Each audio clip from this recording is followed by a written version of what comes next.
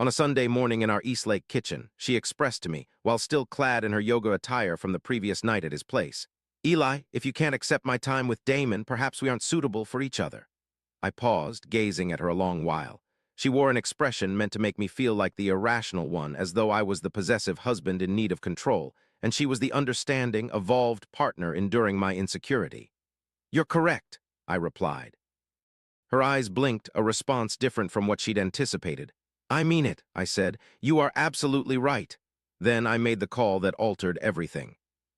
3 weeks passed before I sent her a selfie from Changi Airport in Singapore, responding to her text about my weekend plans. However, I digress. I am Eli Carver. 38 years old, I've spent the last 11 years as a senior financial analyst at Meridian Capital Partners on downtown Seattle's Fifth Avenue. My job involves managing institutional investment portfolios, handling substantial funds like pension funds and endowments, money that never rests and doesn't forgive errors. Over the years, I've cultivated my career by deciphering situations accurately, recognizing when figures conceal something, distinguishing a temporary downturn from a structural breakdown. Regrettably, I failed to heed the signs in my own marriage. Perhaps I didn't miss them, but chose not to acknowledge them, which is a form of defeat itself. Before I delve into what transpired, if this resonates with you in any way, if you've ever been presented with an ultimatum by someone who deemed your valid concerns as the issue, consider subscribing. Share your thoughts. Let me know where you're tuning in from, as I'm curious about our number. If you believe I made the right decision, please like the video. I'll discuss that soon. At a University of Washington Medical Center fundraiser 6 years ago, I encountered Petra Vane, a representative from her interior design firm. She had overseen the event space redesign and was there to ensure everything was perfect. Upon entering, she instinctively grasped the room's layout and made subtle adjustments. A minor shift of a centerpiece by 3 inches near our table significantly improved the overall appearance. Her laughter at a colleague's joke drew attention as those nearby turned to catch a glimpse of the conversation. I approached her at the bar, where she shared that she was divorced, her ex-husband being Damon. They had been married for 4 years, but maintained friendship due to their divergent paths, with no lingering ill feelings on either side. Casually and elegantly, she expressed her words that struck me as wisdom rather than anything else, making me realize her well-organized life. 14 months later, we exchanged vows in a small vineyard wedding on Bainbridge Island, limited to our families and friends we genuinely liked, avoiding the elaborate spectacle many of our peers felt compelled to stage. She chose a modest ivory gown that made her the most radiant person in the room. In the Eastlake neighborhood, we purchased a townhouse, just blocks away from Lake Union, close enough to see Mount Rainier on clear mornings from the upstairs bedroom window. Petra creatively redesigned the entire interior, making it seem like it was torn from the pages of a magazine, but managing to create a cozy and welcoming ambience that proved more challenging than anticipated. The initial 2 years were everything I had envisioned. 3 years after Damon Reyes was Petra's former spouse, we began our marriage, during which he scarcely played a role for the initial 18 months. Occasionally, she would casually mention him, and they'd meet at social gatherings of mutual friends, exchanging holiday texts.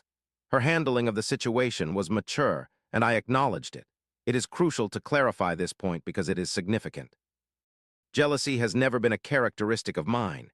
You can ask anyone who knows me, such as Todd Kessler, my longtime friend from graduate school, or Nadia Park at Meridian, who has known me for 7 years. I am not the type of man to feel threatened by a woman's relationships. I understood that Petra had a life prior to ours, and I was never troubled by it. What initially eluded me was how the line between maintaining maturity regarding her ex and spending every weekend at her ex's house was crossed without my input ever being sought. Events transpired much like they typically do, slowly building up and then all at once. Damon acquired a property in Fremont, a mere 12 minutes from us. He established a thriving landscaping and outdoor design company. A client referred to him by Petra's firm for a backyard project led to their reconnection on a professional level. She shared this with me.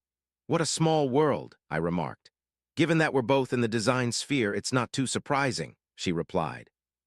This was during our 3rd year of marriage. By the following autumn, they were meeting for lunch weekly.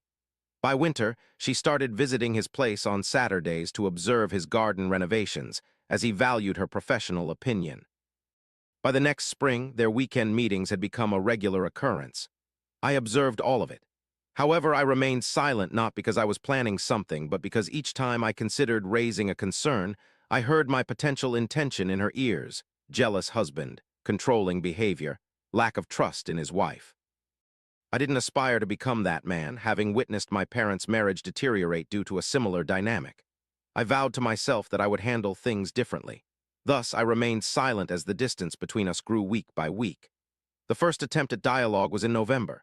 We had been invited to Nadia's birthday dinner, an intimate gathering, something Petra generally enjoyed. She arrived home from Damon's at 6:30 and said she was drained, didn't feel like going. "We've already told her we would be there," I replied. "Eli, I've been on my feet all day. Can you go without me?" I went without her. I sat at Nadia's dinner table and informed everyone that Petra wasn't feeling well. Returned home at 10 to find the lights off and Petra asleep, her phone face down on the nightstand. 2 weeks passed without mention of the matter, but on a Saturday when she returned home and I was wrapping up tasks at my desk, I swiveled in my chair and spoke cautiously. "I'd like to discuss the frequency of your visits to Damon's place." She cocked her head. "What's the issue? It seems we seldom spend our weekends together. Your absence most weekends extends from Fridays to Saturdays." "I comprehend his current predicament," she replied. "His business partner abandoned the company. He needs a confidant at this point. I'm aware of that, however, it seems our time together is dwindling." She gazed at me with an expression that was neither patience nor irritation, but something in between. "Eli, he's my friend. We've previously discussed this." "In truth, we haven't. I'm not misbehaving. I didn't imply you were. It appears you believe I am."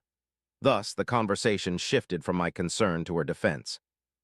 Unable to assertively respond without seeming accusatory, I retreated. I clarified I wasn't accusing but expressing my feelings instead.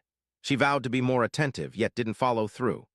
A year later, my boss at Meridian, a man named Ford Gallagher with 22 years of experience and intimate knowledge of the business, called.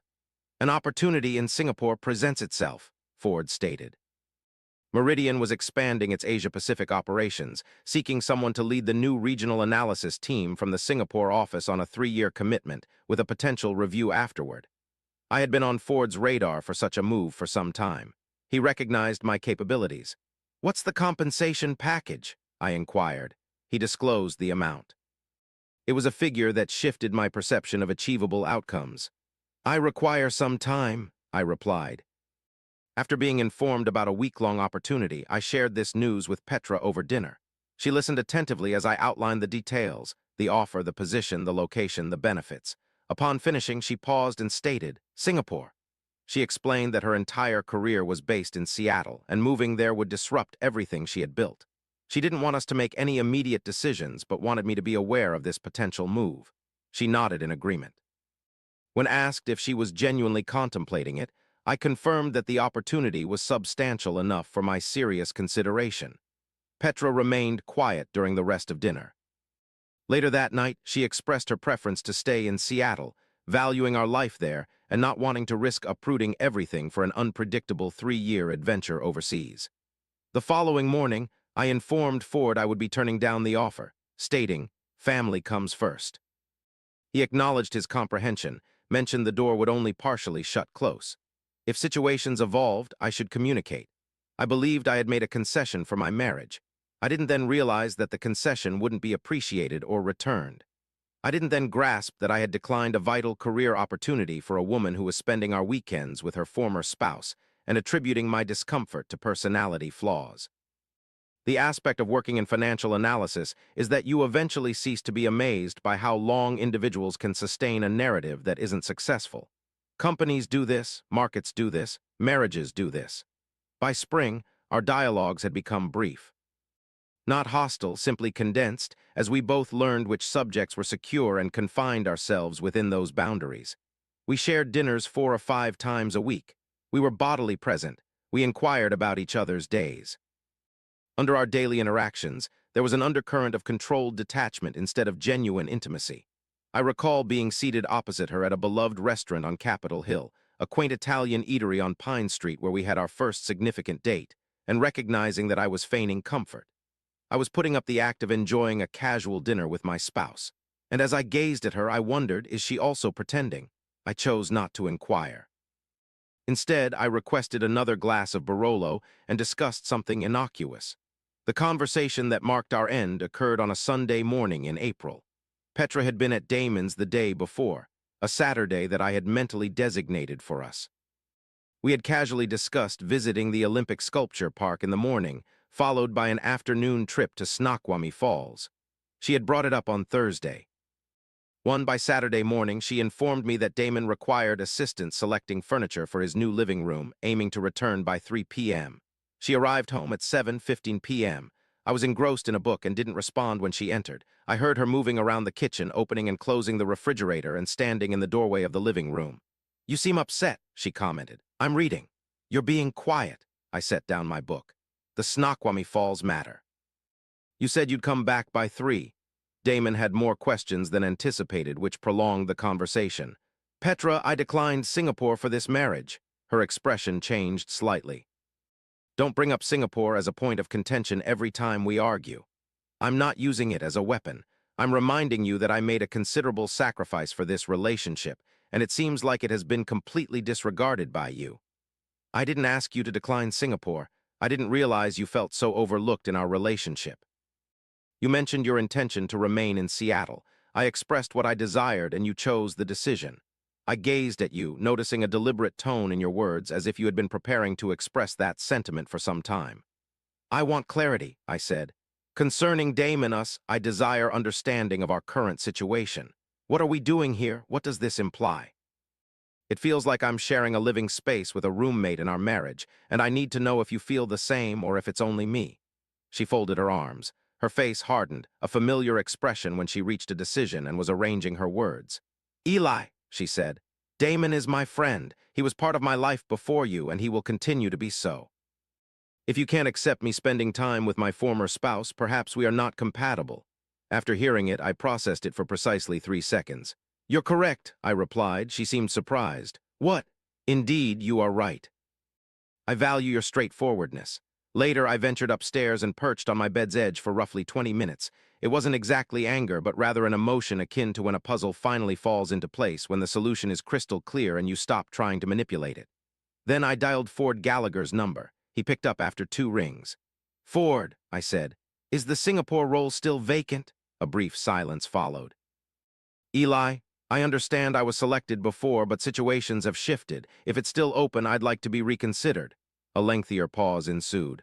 "I'll make some inquiries," he replied. "Expect a response in 2 days." I didn't share this decision with Petra that night. Instead, I pondered and contemplated. Contemplated informing her of my actions, their reasons, and the implications. However, I came to understand that I didn't desire a discussion about it. For some time now, I'd been engaging in negotiations, negotiating for her affection. Discussing weekends and addressing my feelings, bargaining for validation of my emotions. I had grown weary of negotiating. Ford contacted me on the following Tuesday. The job was still vacant. They had been assessing internal applicants but hadn't made a definitive choice yet. My qualifications were robust enough for them to continue the process. He required a response within a week. I agreed. The proceedings progressed swiftly after that. Background check, contract analysis, visa documentation. I informed my elder brother Theo of the situation in Portland. There was a brief silence. "How long have you been contemplating this?" he asked. "For roughly a year," I replied. I hadn't acknowledged it to myself. "Are you all right?" I responded. "I believe I've been far from okay for some time, and this is me rectifying it." He promised to assist with the logistics whenever necessary.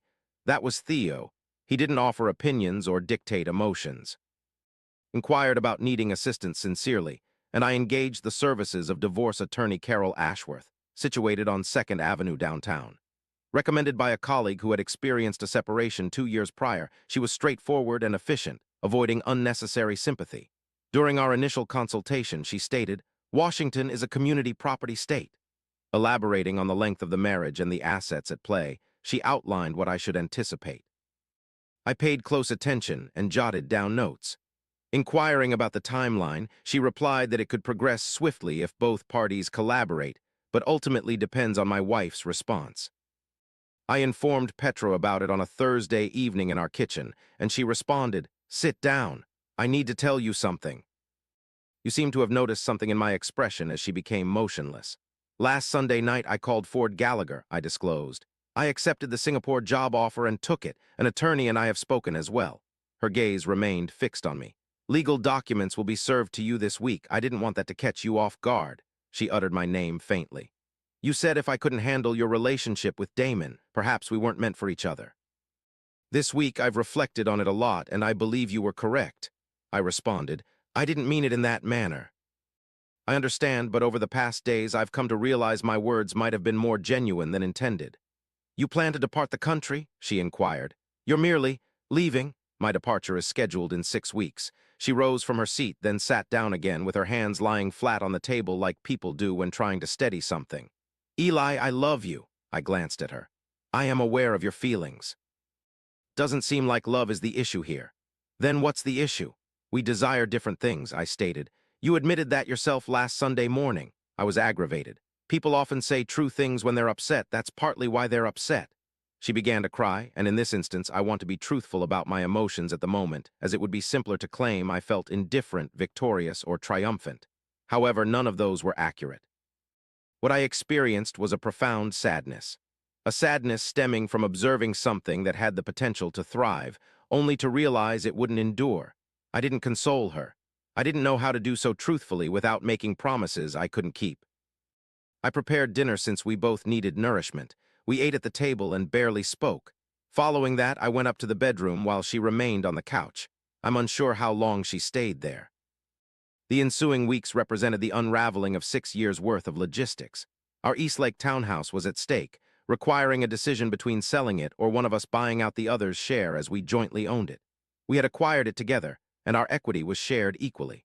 Petra contemplated her options. I began sorting my belongings with the meticulous concentration that had served me well in my professional life. Books for keeping, books to let go.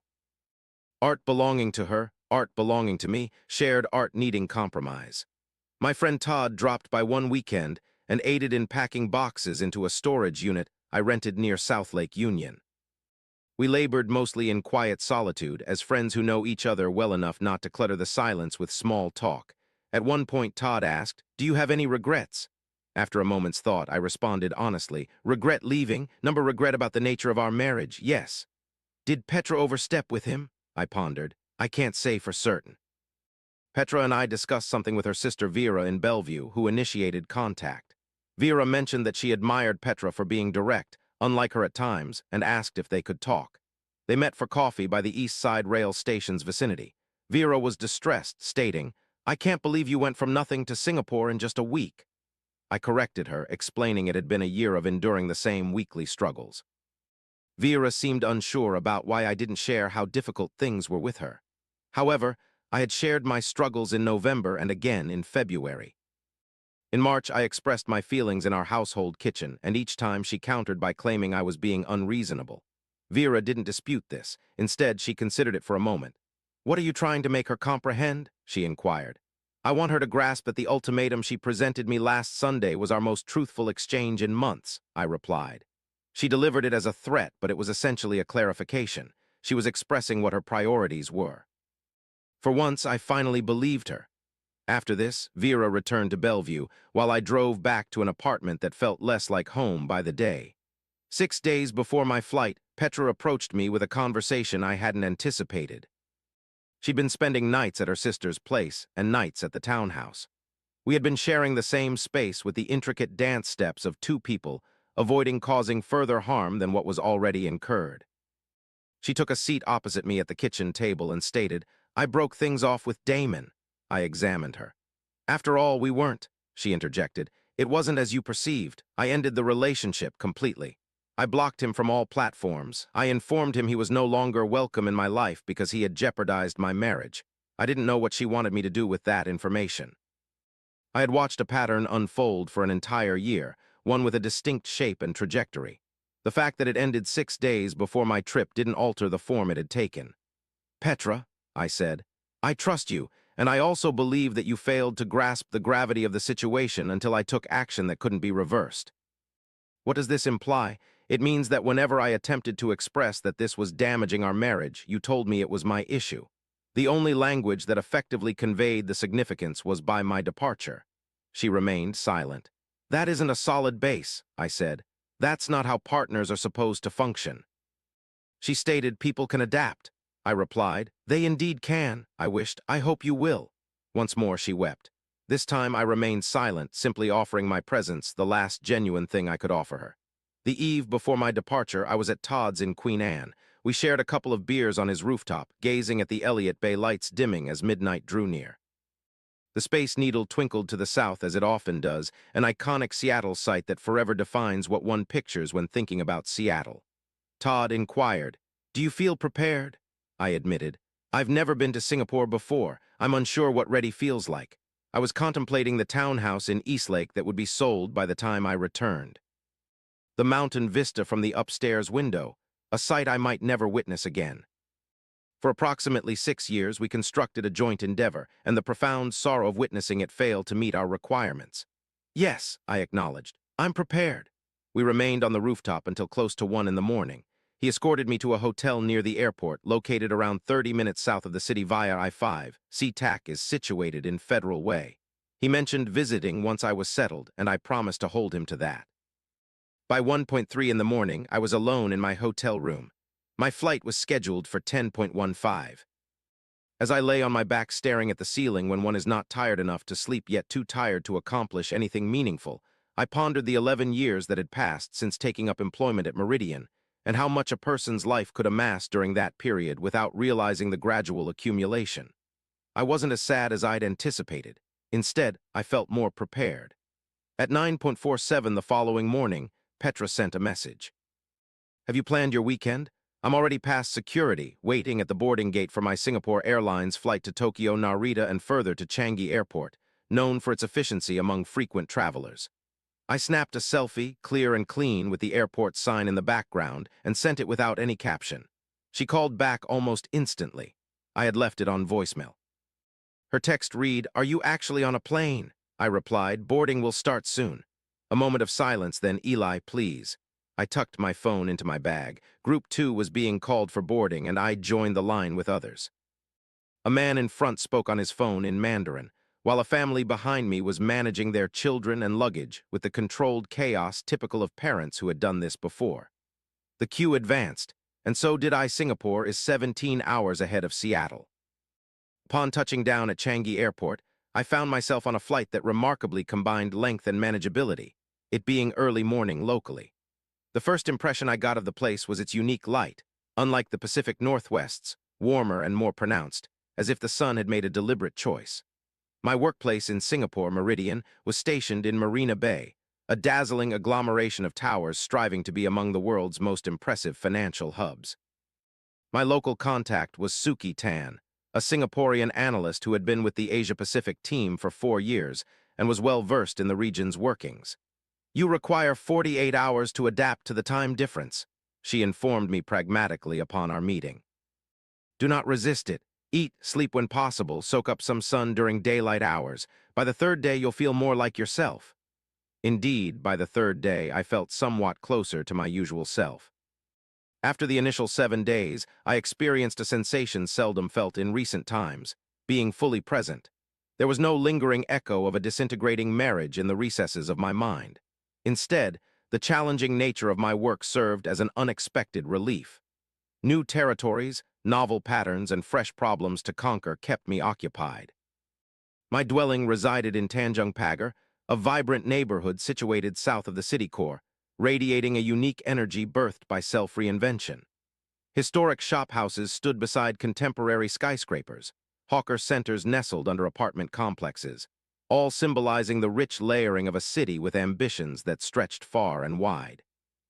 I traversed extensively, mastered the MRT network, identified a nearby cafe called Henry's Coffee, run by an individual named Henry who brewed coffee that redefined its essence. I was in the process of constructing something novel, starting with elements as small as a hotel room, a daily commute, and understanding which MRT line served which destination. In a way unique to recent experiences, the house was mine.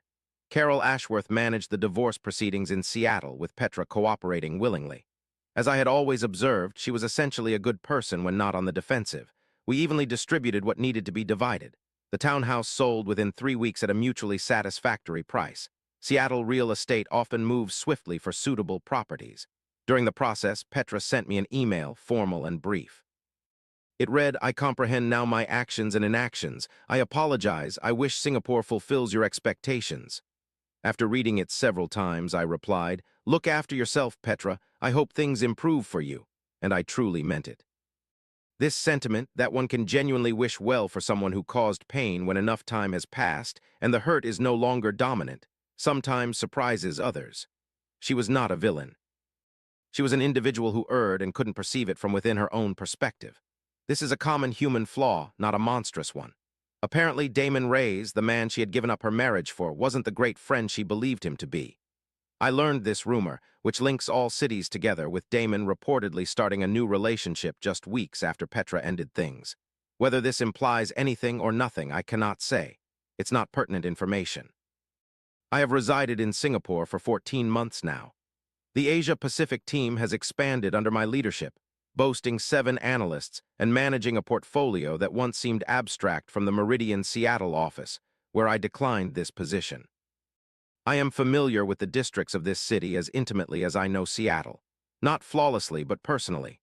I can suggest where to dine on a Tuesday evening and where to jog on a Saturday morning, and which food stalls are worth the wait.